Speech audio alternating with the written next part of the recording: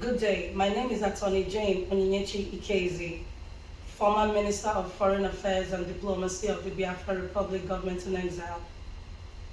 The reason I'm making this video today is because I'm fully aware that a lie can go around the world 7 times before the truth gets a chance to get its shoes on. I think the government owes its people an obligation to explain when a public servant is removed from office. We are not in a dictatorship, we are not in an autocracy, and that is not the type of Biafra that we're all fighting for. Maano once said from the courthouse, he reminded us of the 4 cardinal points of our family. Number 1, you must have no fear before your enemies. Number 2, you must speak the truth at all times, even if it leads to your death. Number 3, you must help the poor and those who cannot help themselves. Number 4, you must be of good character so that God may love thee. Let's start with character. Some people confuse character with reputation. Reputation is what people think of you. It may be true, it may not. But your reputation is based off of what people think of you. However, your character is based on your ethics, your morals, how you are when nobody's watching, what you do when no one can see.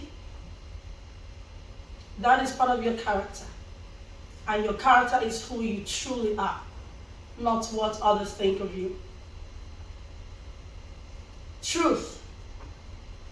I have always stood by the truth and will always stand by the truth, and that is why I'm here today. When you punish the truth, be rest assured that you will always be lied to. Everyone knows, at least everyone who tells the truth knows, that Biafrans have been hard done by in Nigeria. And that is why I'm in this struggle, and that is why most of us are in this struggle. Not for personal aggrandizement. This is not anybody's personal franchise.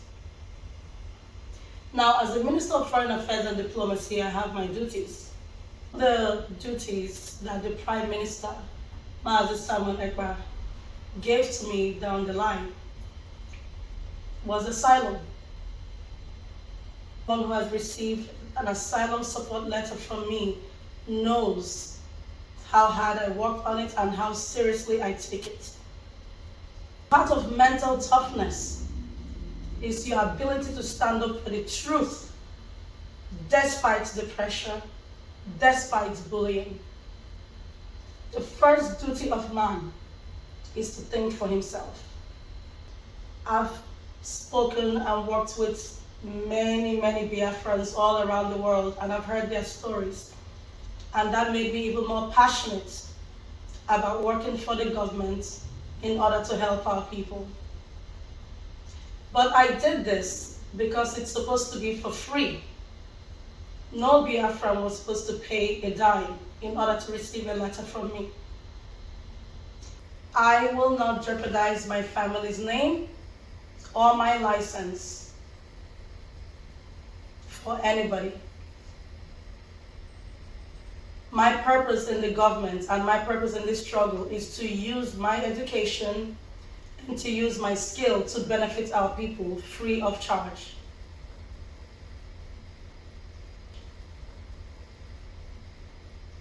It goes back to character, as Maano said, because some people try to besmirch my character by wantonly creating a reputation that I was difficult to work with. Difficult to work with? Why? And I said no too many times to things I considered to be immoral, to things I considered to be unethical. And that is why I am quote-unquote difficult to work with. The Biafra Maano is languishing in jail for is not one that is going to mimic Nigeria. The Biafra that I'm working hard for and many others are working hard for is one that is going to be of fairness, equity, and justice.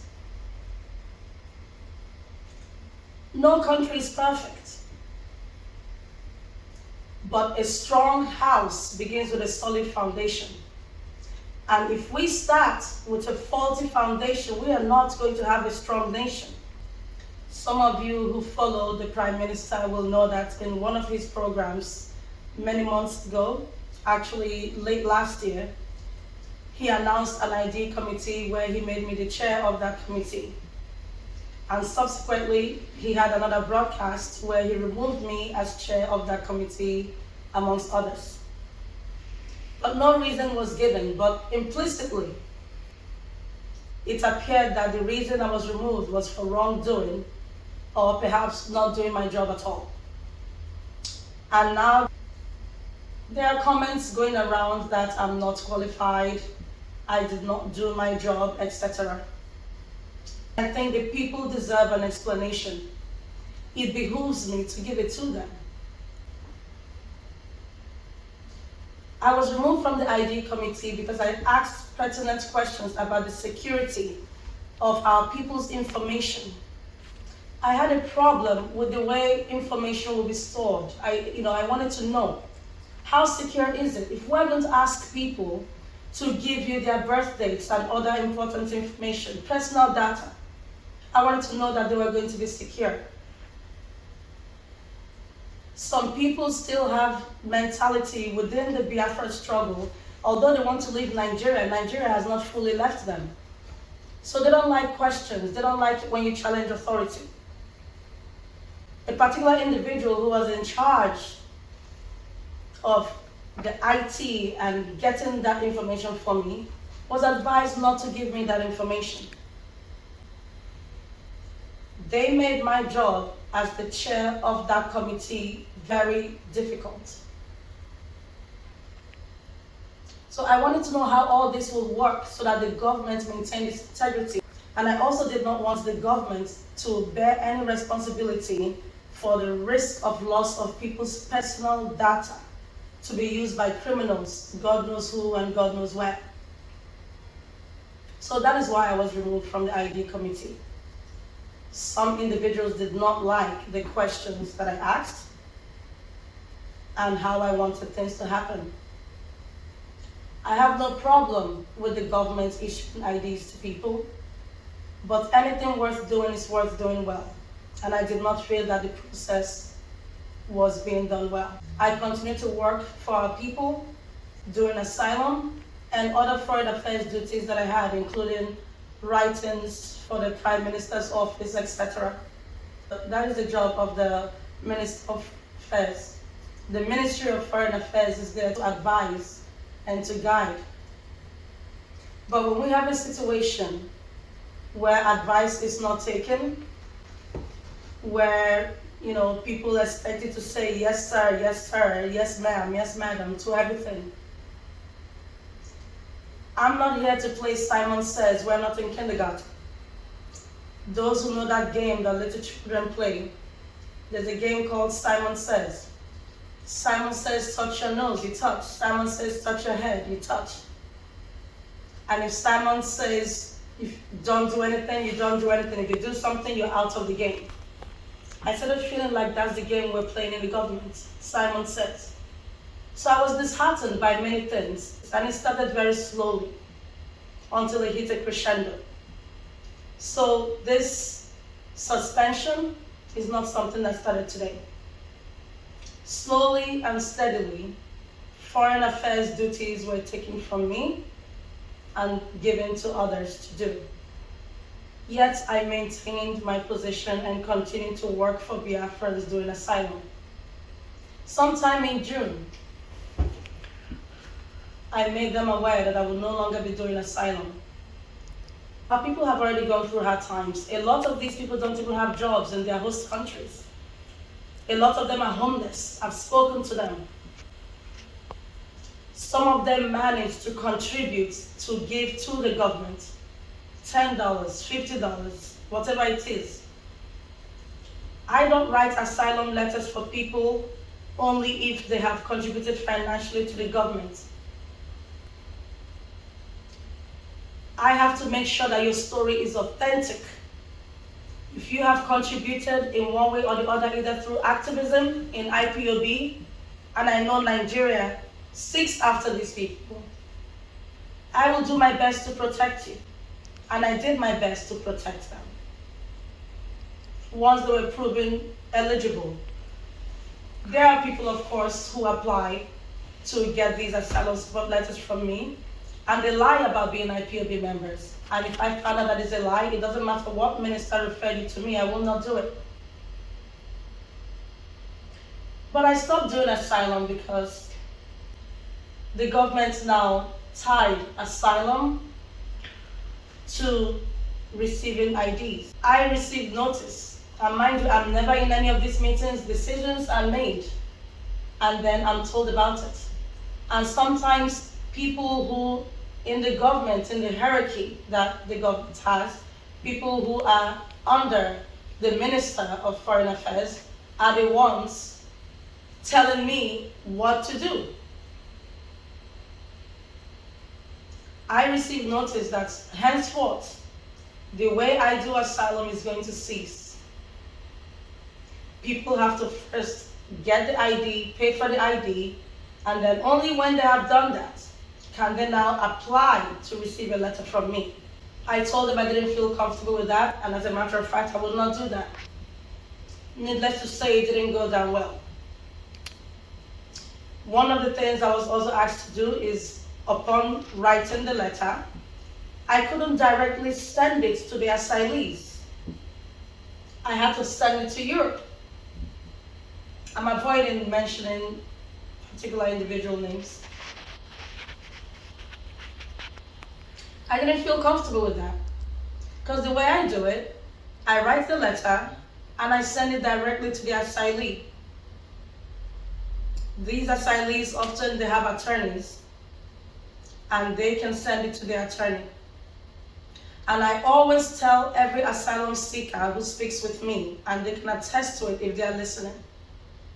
If anybody contacts you and tells you that you need to pay for this service, let me know, because you don't need to pay a dime, not a fathom. If anybody contacts you and tells you to send them the letter that I have written for you, contact me and let me know. And the reason I say this is because it happened in the past. The Biafra we are seeking belongs to all of us, and collectively we have to fight to get it. You can't rest on your laurels, twiddle your thumbs, and expect the Prime Minister to deliver it to you. You can't rest on your laurels and expect anybody to deliver it to you. Not even Maano Nnamdi Kanu. Those 4 cardinal points. I'm not afraid of anybody. Nobody. Because nobody is above God. And I have fear for God, and that is why I will always do the right thing. I say no to things, and that makes me difficult to work with. Okay. What else did I say no to? When I receive messages from people regarding the government either selling property that doesn't yet exist, and I'm expected as an attorney to oversee such contracts, I must pass on that one. I will say no. So I don't understand for the life of me how anybody in the government is using funds from I don't know where to either buy land in another person's name. Who is this person? There were just things I did not want to get involved in for ethical purposes. So of course I said no. And when you say no, there's a problem. And I'm not going to risk my reputation or my license or mortgage the future of our people, mortgage the future of our generations to come, just so someone will like me. Maano Nnamdi Kanu is not only a gift to Biafrans, he's a gift to the world. And the earlier the world sees it and gets involved in getting him released, the better for everybody. Because Mazi Nnamdi Kanu is where he is today, because he is refusing to relent. He's refusing to succumb. You think he wouldn't be free if he just said yes? That is why I would never say yes to anybody if that means saying no to the truth. You know, when you want to kill a dog, you give it a bad name. Somebody said, if she's not qualified to do the job, then why did you put her there in the first place? She should be out.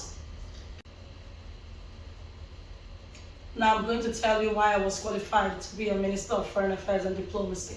I'm an attorney here in the United States of America. In law school, my area of practice was international law, public and private, international business transaction, and international trade. I passed multiple bar exams in the United States. I'm currently admitted to practice law in New York, New Jersey, and Washington, D.C. I also hold an MBA, which is a Master's in Business Administration, from Binghamton University in the state of New York. My focus of study with my MBA is leadership, strategy, and management. Years prior to that, I received my bachelor's degree from Binghamton University as well, where I majored in English, philosophy, politics, law, and Africana studies. I had an internship in the Office of Legal Affairs at the United Nations Headquarters Secretariat here in New York City. I had an externship with the Office of a New York State Senator. I've been in private practice for approximately 15 years now. When it came to me anonymously that someone in Europe, somebody used a fake letterhead, wrote my name on the Prime Minister's letterhead, which was clearly forged, and the letter was terribly written, and my name was put on it. And that letter went to, this happened in France, and that letter went to French Immigration Services on behalf of a Biafra. These are ways people were trying to bypass going through me in order to get asylum letters to people, and that issue was never addressed. So, the issues that I've had with the government did not start today. It started slowly until it reached a crescendo. I was told that part of the reason why I was relieved of my duties as Foreign Affairs Minister is because I spoke with the lobbyists for hours. That's not a lie. I did speak with the lobbyists for hours. I'm the Minister of Foreign Affairs, at least at the time. Why should I not speak to them? They wanted to speak with me. On Sunday, I believe Sunday was the 27th. Sunday was the day the meeting, the emergency meeting, very short notice, was held. I was not at that meeting. And then early Monday morning was when the tweets went out about the Minister of Foreign Affairs being relieved of her duties or being suspended, as the Prime Minister put it. Ask yourselves why the Minister of Foreign Affairs would be barred from speaking to our lobbyists. Lobbyists need all the tools they can get to work for the government, to work for Biafrans. Before speaking with the lobbyists, I was invited by one of the lobbyists to meet in New York. And that invitation was based on prior approval from the Prime Minister, Mazi Simon Ekpa.